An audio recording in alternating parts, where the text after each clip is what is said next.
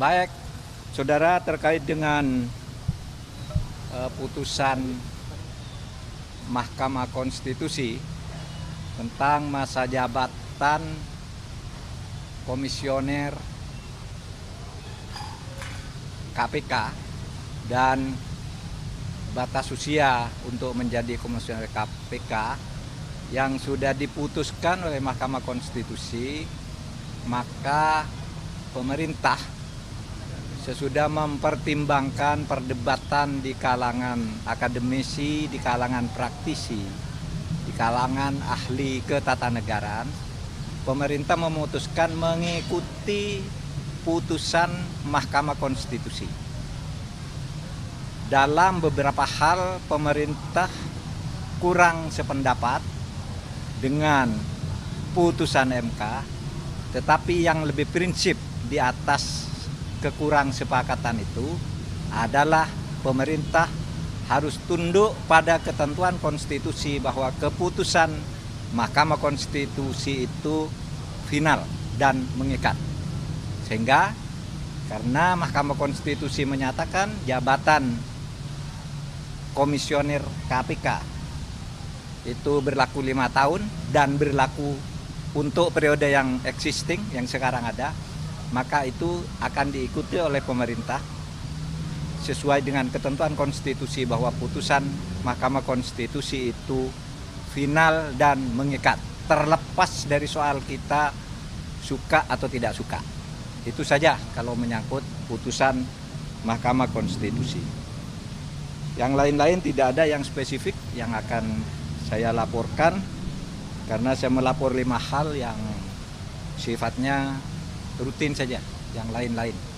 Hanya itu mungkin yang beritanya ditunggu dan sudah selesai saya dengan Presiden. Cukup. Pak Presiden bakal segera mengeluarkan Kepres untuk perpanjangan masa jabatan pimpinan KPK itu? Tidak bakal segera.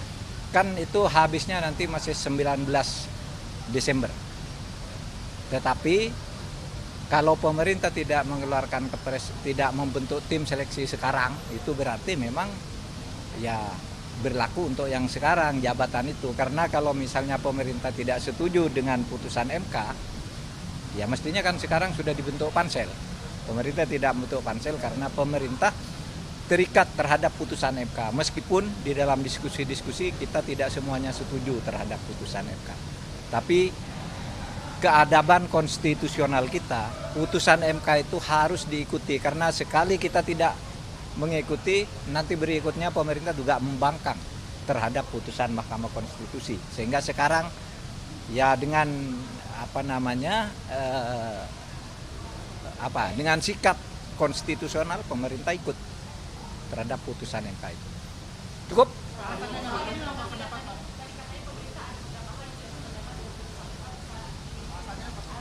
Iya, misalnya dulu ini kan diangkat berdasar undang-undang lama yang 4 tahun. Kok tiba-tiba diubah sekarang, apa tidak boleh berlaku ke depan aja? Misalnya dulu Gufron tidak memenuhi syarat menurut undang-undang baru, maka diberlakukan yang lama gitu. Terasa inkonsisten. Tetapi karena MK mengatakan kepada saya sudah ketemu dengan MK tanggal 29 Mei kemarin. Semua hadir hakimnya kecuali satu karena sedang ke Korea. Keputusannya mengatakan menurut MK berlaku untuk yang sekarang. Ya sudah, diikuti saja. Kan tidak bisa kita mengatakan tidak pada putusan MK. Lalu dasar hukum apa yang mau kita pakai kalau putusan MK sudah mengatakan gitu kita tidak taat? Kan ini negara hukum. Ya diikuti. Apalagi? Pak Denny Indrayana mengirimkan surat terbuka kepada DPR agar memakzulkan Pak Presiden Jokowi gara-gara cawe-cawe di Pilpres 2024. Tidak menarik untuk dibahas kalau saya, tidak ada urgensinya yang berat. Sudah,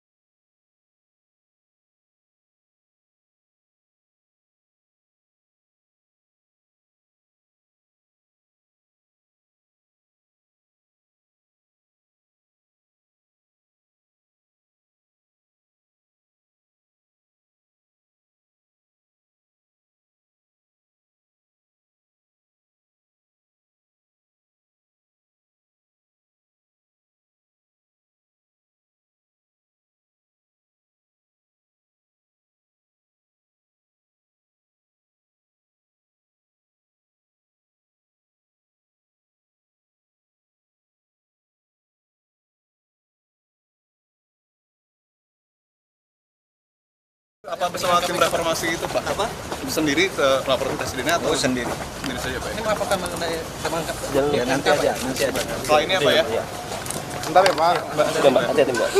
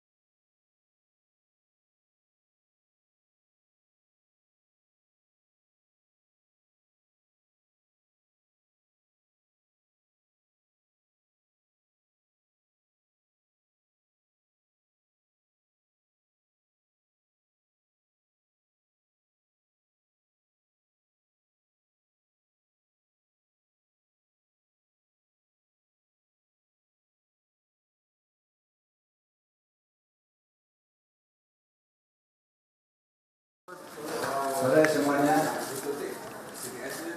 Saudara sekalian, hari ini saya memimpin rapat yang diberi tajuk Kick Off Meeting Tim Percepatan Reformasi Hukum. Jadi ini tadi kami rapat mulai jam 1 dan sesudah ini masih akan rapat kelompok lagi. Seperti diketahui, Kemenko Polhukam telah mengeluarkan surat keputusan Menko nomor 63 tahun 2023 tentang tim percepatan reformasi hukum yang ditandatangani 23 Mei tahun 2023. Tim ini terdiri dari pengarah, ketua, wakil ketua, sekretaris, serta 4 kelompok kerja, yaitu kelompok kerja reformasi lembaga peradilan dan penegakan hukum sebanyak 14 orang, kelompok kerja reformasi hukum sektor agraria dan sumber daya alam 11 orang, kelompok kerja pencegahan dan pemberantasan korupsi 14 orang, dan kelompok kerja reformasi sektor perundang-undangan 11 orang.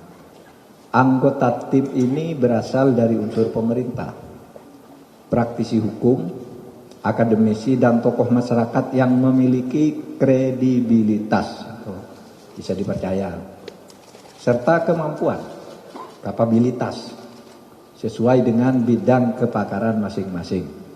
Tim ini memiliki masa kerja berdasar SK ini sampai 31 Desember 2023 dan nantinya sesuai dengan kebutuhan bisa saja diperpanjang dengan keputusan Menko yang baru.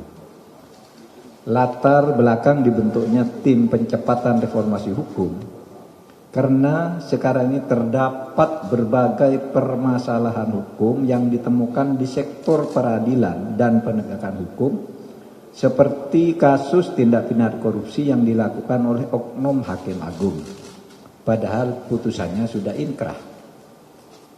Permasalahan sektor agraria dan sumber daya alam yang di dalamnya rentan adanya penyelewengan hukum oleh mafia pertanahan dan pertambangan, seperti sertifikat ganda, beralihnya sertifikat tanpa diketahui oleh yang punya, berpindahnya saham kepada seseorang tanpa transaksi yang sah, itu banyak sekali. Dan itu kemudian kalau jadi masalah digiring ke pengadilan, baik pengadilan perdata maupun pengadilan pidana, dan biasanya mafianya yang menang atau menentukan jalannya hukum itu sendiri. Sehingga ini menyebabkan terjadinya penurunan indeks persepsi korupsi Indonesia di tahun 2022 yang merupakan penurunan tertinggi dalam sepanjang sejarah penjajakan indeks persepsi korupsi. Dan ada juga permasalahan pada sektor peraturan perundang-undangan yang memerlukan perbaikan secara komprehensif.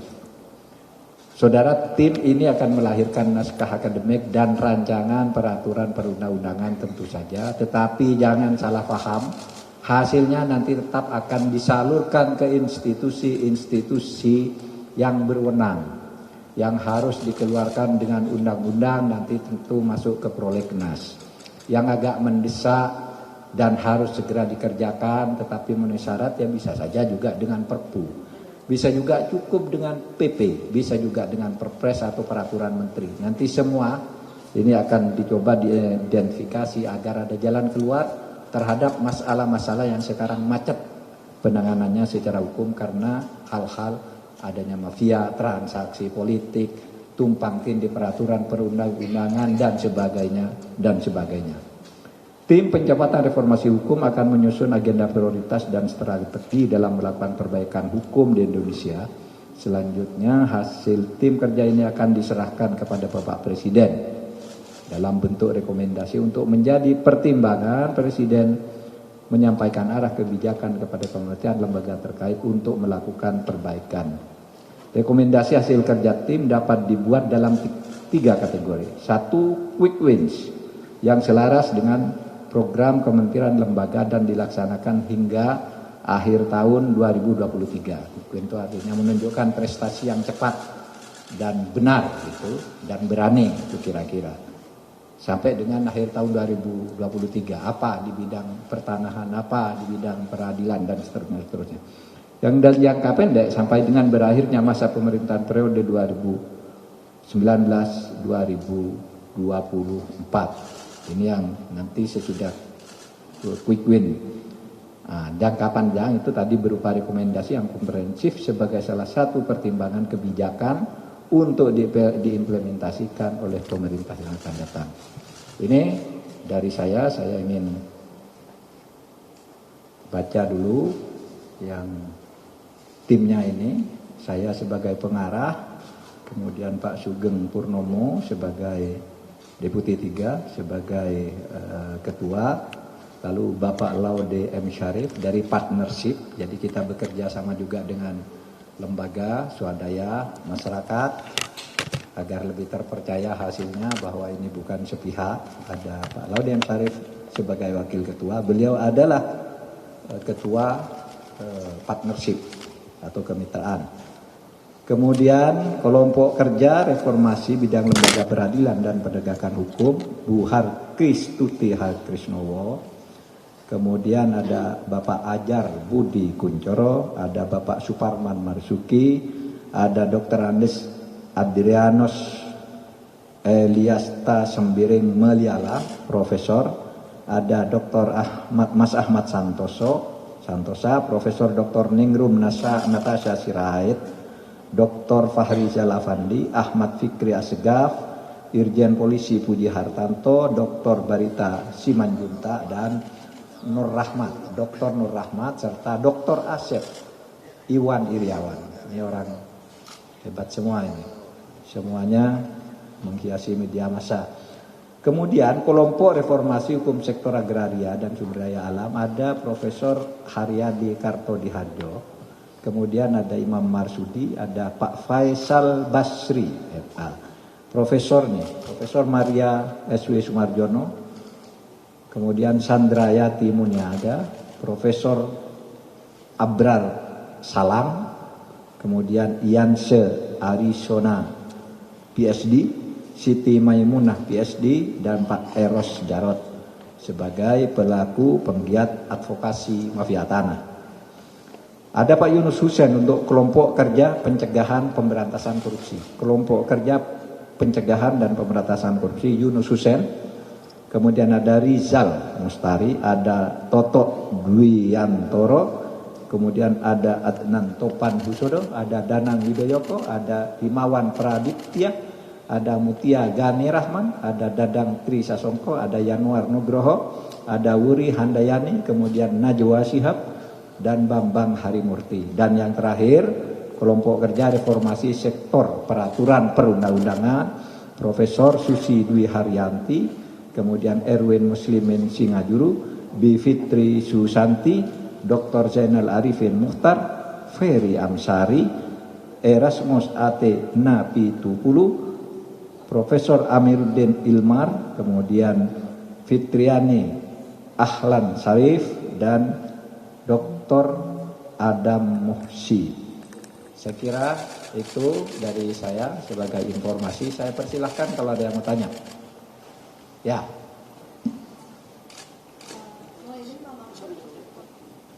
Izin Pak, saya Shania Latos dari CNBC Indonesia TV. Saya ingin bertanya bahwa ini kan memang dibentuk tim reformasi hukum untuk menangani kasus-kasus di bidang lembaga peradilan, penegakan hukum, sektor agraria, sumber daya alam, dan lain sebagainya. Ini apakah ada target penyelesaian kasus-kasus yang terkandung atau tersenepi dalam bidang-bidang tersebut hingga akhir tahun yang nanti 1 Desember? Ya, gini, tidak usah diperpanjang. Ini bukan menangani kasus konkret. Ini membuat konsep penanganan terhadap kasus yang sifatnya abstrak dulu, tapi belajar dari kasus konkret. Kalau kasus konkret itu sudah ada aparat penegak hukum dan ada lembaganya, sehingga ini membuat pedoman yang sifatnya abstrak, namanya rihdling. Kalau kasus konkret itu namanya basikin. Ada lagi? Ya. Izin Pak, saya online dari Detikom mau tanya soal kemarin ada di YouTube-nya Bapak Amin Rais yang mengkritik soal pembentukan tim ini. Pak Amin Rais bilang tim ini sengaja dibuat untuk mengamankan Jokowi. Itu gimana Pak tanggapannya? Nggak perlu dikomentari lah kalau Pak Amin Rais. Kamu komentari sendiri, silakan. Dari Harian Kompas Pak, sebenarnya hampir sama dengan pertanyaan pertama tadi ya Pak ya, terkait dengan rekomendasi tim ini. Mungkin target dalam waktu dekat ini apa Pak yang lebih konkret gitu? Kalau itu rekomendasi misalnya, contohnya kayak sekarang di MA ini kan kita sedang melihat dipertontonkan betapa kasus industrialisasi hukumnya itu sangat melibatkan mulai dari panitra, PNS, terus hakim agung gitu. Nah itu apa sih Pak yang akan direkomendasikan oleh tim ini untuk perbaikan di tubuh kelembagaan MA gitu? Ya oke. Jadi begini, Saudara, kenapa tim ini dibentuk? Karena kita itu wewenangnya terbatas, sementara tuntutan masyarakat itu seperti Anda. Itu di MA itu banyak maling, banyak apa gitu. Apa yang bisa dibuat? Sementara kami tidak bisa masuk karena dia punya kewenangan sendiri berdasar konstitusi. Lalu masyarakat nuntut, kok pemerintah diam aja? Maka kita ketemu membentuk tim, minta tolong kepada tim gimana nih caranya. Konstitusinya mengatakan begitu, tapi kami tidak boleh menyesuaikan itu. Apa yang harus dibuat? Apakah ya nanti terserah rekomendasinya pasti ketemu lah. Apakah undang-undang atau apa nanti akan ada. Jadi ini tidak nangani kasus konkret ya, tapi abstrak untuk memberi payung bagi orang bekerja, memberi rel bagi pekerjaan lembaga-lembaga negara. Apalagi? Ya. Ya. Kan banyak yang mengusulkan jika DPR memang nggak mau membahas, kenapa nggak dibuat perpu saja atau peraturan pemerintah? Ya. Itu gimana Pak? Ya, itu sudah kita bicarakan di kabinet. Artinya kita sudah lama nih ngajukan RUU perampasan aset, sesudah di DPR mentah. Lalu kita ngajukan lagi mentah lagi. Sekarang ini kita sedang ngajukan dan mudah-mudahan yang sekarang tidak mentah. Kalau itu masih mentah juga, ya mudah-mudahan itu bisa menjadi sesuatu yang bisa dikonkretkan agar matang di sini, tidak usah matang di sana. Sudah? Teman-teman, kalau ada yang mau bertanya anggota Satgas boleh loh ya, tidak hanya Kominfo. Ya, ini ada anggota Satgas nih. Siapa mau tanya? Saya bertanya aja Pak. Saya Hidi dari Kumparan. Saya mau bertanya soal tadi itu kan masa kerjanya itu belum jelas gitu. Maksudnya dari abstrak yang akan dibikin itu targetnya sampai kapan, ada target yang soal selesai yang jangka pendek sama jangka panjangnya itu sampai kapan kira-kira. Terus ini saya penasaran aja Pak Mahfud. Maksudnya dari semua tim ini, semua yang ini itu ditunjuk berdasarkan hanya dari Pak Mahfud atau dari kriteria sendiri atau pertimbangan apa? Mungkin termasuk yang bapak-bapak yang di atas juga itu apa yang kemudian dilihat dari semua itu? Tadi Kepres ini berlaku sampai tanggal 31 Desember tahun ini. Jadi 6 bulan menurut saya cukup karena timnya Permenko, Kepmenko ini. Itu sampai 31 Desember ya. Menurut saya cukup waktunya karena timnya banyak, ada 4 tim yang jumlahnya ada 11, 12, 14 gitu. Cukup, ini orang pintar-pintar. Apa kriterianya? Kriterianya tadi kredibilitas. Ini orang yang saya bacakan tadi dan sekarang masih ada di atas itu. Orang yang sangat gencar memperjuangkan tegaknya negara hukum. Memperjuangkan demokrasi. Tidak ada cacatnya. Saudara bisa cari nama-nama ini bersih, memang sangat mumpuni ya, integritasnya dan kapabilitasnya. Ini profesor nih, kapabilitasnya tidak diragukan. Siapa yang milih? Ya saya, namanya saya yang bentuk. Kalau nanti minta ke kamu beda-beda, tidak selesai-selesai. Saya aja milih orang yang suka ngadu ke sini, orang yang memberi masukan ke sini, saya catat satu-satu. Karena saya tidak bisa menyelesaikan aduannya, mari saya beritahu masalahnya. Tolong dibantu nyusun penyelesaiannya. Satu lagi. Selamat sore, Pak Menko, izin saya Sandri. Saya ingin bertanya ke Bang Syarif. Ini terkait dengan untuk Pokja yang kenapa IPK itu juga bisa turun secara drastis 4 poin adalah karena sebenarnya sudah diindikasi dari awal ketika undang-undang KPK itu direvisi gitu, dan kewenangannya dibatasi begitu. Apakah saran dari tim nanti termasuk juga perlu melakukan revisi itu undang-undang itu kembali begitu, Bang Syarif, karena kan sempat menjadi perbincangan. Kemudian kalau boleh nambah satu lagi ke Bang Uceng atau ke Mbak Bivitri, ini kan terkait dengan pembentukan undang-undang juga, yang salah satunya kita kritisi terkait dengan Omnibus Law yang juga sempat menjadi perdebatan di ruang publik. Saat ini yang sedang menjadi perdebatan di ruang publik adalah Omnibus Law untuk undang RUU Kesehatan gitu. Apakah tim ini juga nanti memberikan masukan agar sebaiknya Omnibus Law itu tidak diterapkan atau seperti apa konkretnya? Terima kasih. Terima kasih banyak Pak Menko. Ada beberapa hal yang saya bisa ingin tambahkan sekaligus dari pertanyaan yang lain. Pak Menko telah menetapkan kami bekerja untuk 6 bulan. Jadi tim diharapkan pada bulan pertama itu sudah bisa menentukan agenda prioritas. Setelah agenda prioritas itu, tim juga akan memberikan kepada Pak Menko untuk kira-kira pelaksanaannya bagaimana dilaksanakan untuk melibatkan kementerian dan lembaga yang lain. Setelah itu ada proses evaluasi dari Kemenko sendiri. Saya pikir itu yang cara bekerjanya. Namun demikian Pak Menko juga membuka bahwa kalau seandainya masih 6 bulan ini belum cukup karena ada proses evaluasi, ada kemungkinan untuk ke depan termasuk misalnya tim mengusulkan hal-hal yang strategis yang bersifat jangka panjang. Itu juga dimungkinkan oleh kami.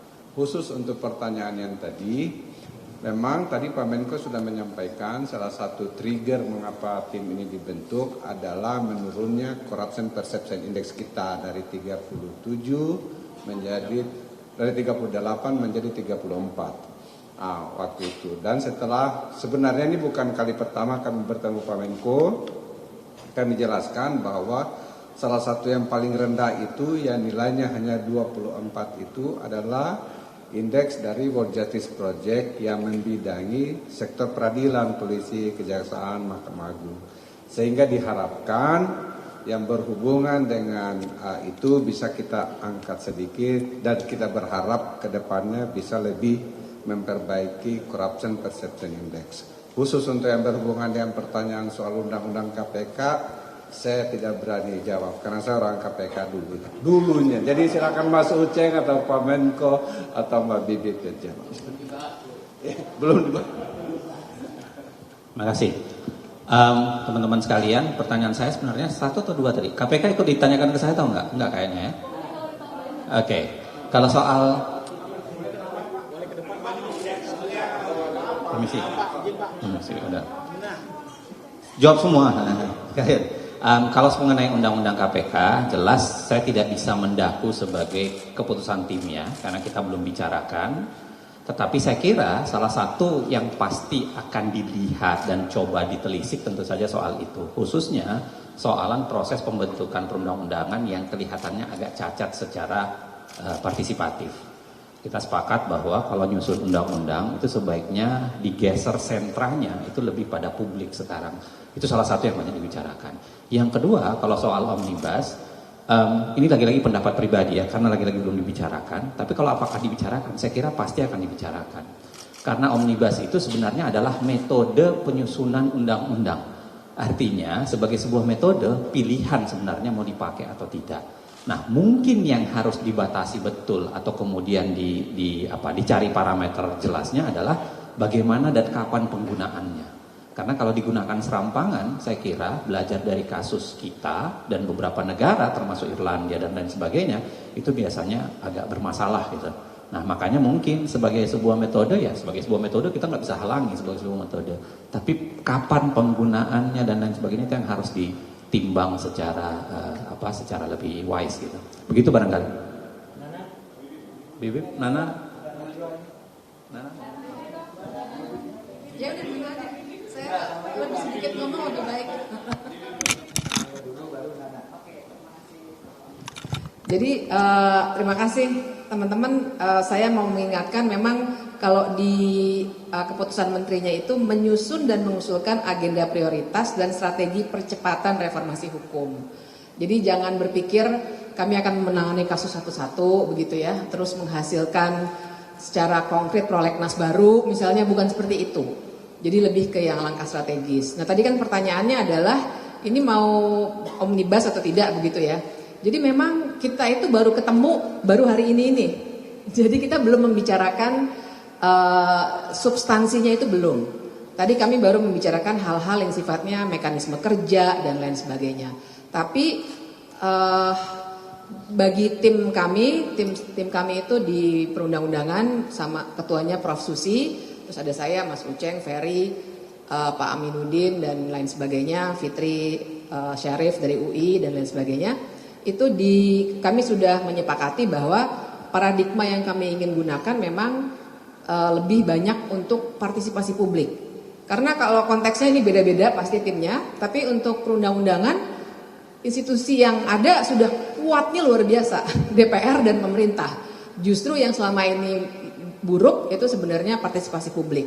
Jadi kami mau arahkannya ke sana sehingga sangat mungkin nanti metode omnibus itu jadi salah satu perhatian kami, tapi yang jelas kami mau pakai paradigma partisipasi publik itu, dan terkait dengan itu kami juga bersepakat sebagai mekanisme kerja kami ingin setransparan dan seakuntabel mungkin, dan ini sudah akan dibantu difasilitasi baik oleh Kemenko Polhukam maupun oleh kemitraan sebagai mitranya, supaya nanti kami sepanjang perjalanan itu mau memberi progres ke publik, kalau ada dokumen yang bisa dibagi akan kami bagi gitu. Jadi sebagai bentuk pertanggungjawaban publik, karena kami ini semuanya mirip polanya dengan TPP HAM. Kami ini nggak ada yang jadi staf di Kemenko Polhukam, kami hanya tim ad hoc.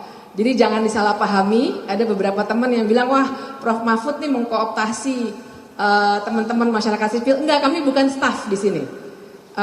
Prof Tuti tetap sebagai profesor di UI, saya tetap sebagai dosen di Jentera dan seterusnya. Kami kumpul seperti tim riset aja yang ingin konkret memberi masukan kepada pihak-pihak yang bisa membuat keputusan. Karena kalau pada titik tertentu kita harus juga memberikan masukan itu secara konkret, tapi tidak dalam payrollnya Kemenko Polhukam gitu. Kami tetap independen.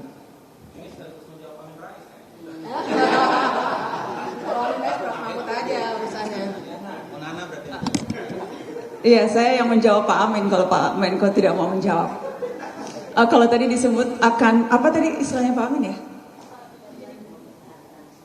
Untuk mengamankan Presiden Jokowi begitu ya. Saya rasa kalau teman-teman lihat daftar list nama-nama yang tergabung dalam tim percepatan reformasi hukum ini, rasanya Mas Uceng, Bibi, Ferry Amsari, kemudian Prof Tuti, Prof Susi, kita tahu orang-orang yang selalu amat kritis terhadap berbagai kebijakan negara. Jadi rasanya mungkin Pak Amin mungkin perlu dikirimkan list nama-namanya supaya bisa melihat lebih jelas lagi orang-orang yang tergabung. Dan sebetulnya teman-teman kalau diperhatikan tugas yang diemban oleh tim ini itu sebetulnya tugas-tugas yang selama ini sudah dilakukan memang oleh teman-teman di dalam tim dalam berbagai kerja-kerja kepublikan mereka. Yang pertama tugasnya diberikan mengidentifikasi masalah, kemudian menentukan agenda prioritas dan strategi, dan yang ketiga melakukan evaluasi implementasi. Itu semua dalam keseharian sudah dilakukan oleh Bibip, sudah dilakukan oleh Prof Tuti, sudah dilakukan oleh Mas Uceng, sudah dilakukan oleh partnership, dan juga sudah dilakukan oleh teman-teman jurnalis begitu ya, lewat kerja-kerja jurnalistik kita yang juga kemudian saya lakukan di Narasi dan lewat Mata Najwa. Yang berbeda sekarang lebih terlembagakan, menjadi sedikit lebih formal, walaupun seperti tadi kata Bibip pasti tetap independen karena tidak digaji oleh uangnya Pak Mahfud, tidak cukup juga uang Pak Mahfud untuk menggaji.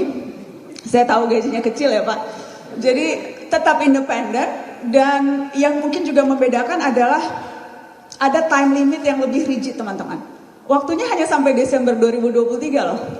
Dan realistis sekarang tahun politik, banyak kerja-kerja politik, dan mudah-mudahan kalau kita pakai pendekatan seperti yang tadi ditegaskan oleh Bibi, pendekatannya ini pendekatan menerima masukan publik, bukan pendekatan lembaga kenegaraan. Karena rasanya tidak bisa banyak berharap kalau sekarang lagi urusannya politik semua nih Pak.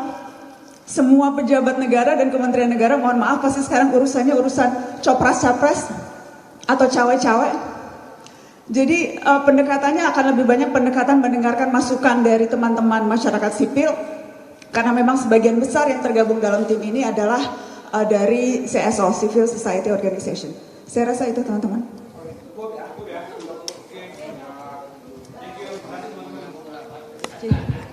Mungkin kalau ada yang mau wawancara dengan salah satu tim, silakan meminta izin. Silakan, dipersilakan.